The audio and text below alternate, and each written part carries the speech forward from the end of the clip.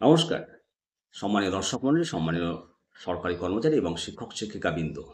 সম্প্রতি কেন্দ্র সরকার একটা অত্যন্ত গুরুত্বপূর্ণ বিজ্ঞপ্তি জারি করেছে। তবে এই বিজ্ঞপ্তিটি শুধু কেন্দ্রীয় সরকারি কর্মচারীদের জন্য নয়, রাজ্যেরও সরকারি কর্মচারী এবং শিক্ষক-শিক্ষিকাদের জন্য সমানভাবে গুরুত্বপূর্ণ।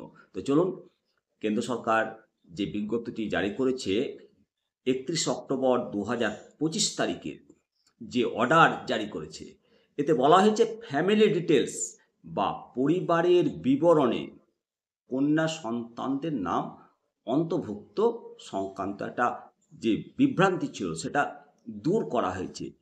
এবং এই যে অর্ডার, এটি শুধুমাত্র কেন্দ্রীয় সরকারি কর্মচারীদের জন্য নয়, সমভাবে সমস্ত রাজ্যের সরকারি কর্মী এবং শিক্ষকদের জন্য সমানভাবে গুরুত্বপূর্ণ। কারণ পেনশনের যে নিয়মাবলী সাধারণত একই ধরনের সারা ভারতবর্ষে প্রযোজ্য হয়। সরকারি চাকরিতে যোগ দেওয়ার সময় বা অবসরের আগে পেপার তৈরি করার সময় প্রত্যেক কর্মীকে তাদের পরিবারের সদস্যদের সম্পূর্ণ বিবরণ একটি নির্দিষ্ট ফর্ম 8 জমা দিতে হয়। এই বিবরণে আপ টু ডেট ডিটেলস রাখা বাধ্যতামূলক, কিন্তু পরিবারের সদস্য হিসাবে কাদের নাম অন্তর্ভুক্ত করা যাবে তা নিয়ে একটা বিভ্রান্তি তৈরি হতো। তো ফ্যামিলি ডিটেলসে কারা অন্তর্ভুক্ত হবেন?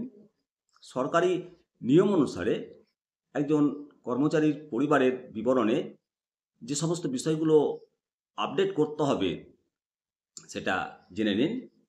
মূলত স্পাউস প্রথমেই, অর্থাৎ কর্মচারীর জীবনসঙ্গী। দ্বিতীয়ত অল চিলড্রেন, অর্থাৎ কর্মচারীর সমস্ত পুত্র এবং কন্যা সন্তান। তৃতীয়ত কর্মচারীর পিতামাতা। চতুর্থ প্রতিবন্ধী ভাই বোন। কর্মচারীর প্রতিবন্ধী ভাই বোন বা ফ্যামিলি পেনশনের জন্য যোগ্য হন বা না হন। এই বিবরণ চাকরিতে যোগদানের সময় এবং অবসরের আগে আবার পুনরায় জমা দিতে হবে। তো এতদিন পর্যন্ত একটা সাধারণ ধারণা ছিল যে কন্যা সন্তানের বিয়ে হয়ে গেলে তার নাম পরিবারের বিবরণ থেকে বাদ দিতে হবে, কারণ তিনি ফ্যামিলি পেনশন পাওয়ার যোগ্য নন। এই ধারণাটা সম্পূর্ণ ভুল। কেন্দ্র সরকারের ministry of personal public grievance and pension দ্বারা জারি করা নতুন নির্দেশিকায় স্পষ্টভাবে বলা হয়েছে যে কন্যা সন্তানের নাম কখনোই পরিবারের বিবরণ থেকে বাদ দেওয়া যাবে না। নির্দেশ অনুসারে একজন কন্যা সন্তানকে আজীবন তার সরকারি কর্মচারী বাবা বা মায়ের পরিবারের সদস্য হিসাবে গণ্য করা হবে। তার নাম সার্ভিস বুক বা অন্যান্য সরকারি নথিতে অন্তর্ভুক্ত থাকবে। এর কারণ হলো, কোনো পেনশনার বা ফ্যামিলি পেনশনের মৃত্যুর পর তার পরিবারের কোনো সদস্য ফ্যামিলি পেনশন পাওয়ার যোগ্য কিনা তা তৎকালীন নিয়ম অনুসারে সিদ্ধান্ত নেওয়া হয়। অর্থাৎ যোগ্যতা নির্ধারণের বিষয়টি ভবিষ্যতের উপর নির্ভরশীল। তাই আগে থেকেই মেয়ের নাম বাদ দেওয়ার কোনো প্রশ্ন ওঠে না।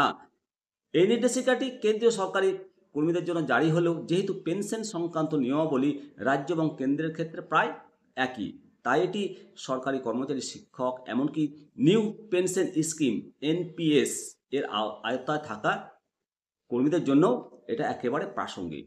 তো অবশ্যই এই নতুন যে আদেশটি, এটি সম্পর্কে আপনার মতামত কমেন্ট সেকশনে অবশ্যই করা যায়। ভালো থাকুন।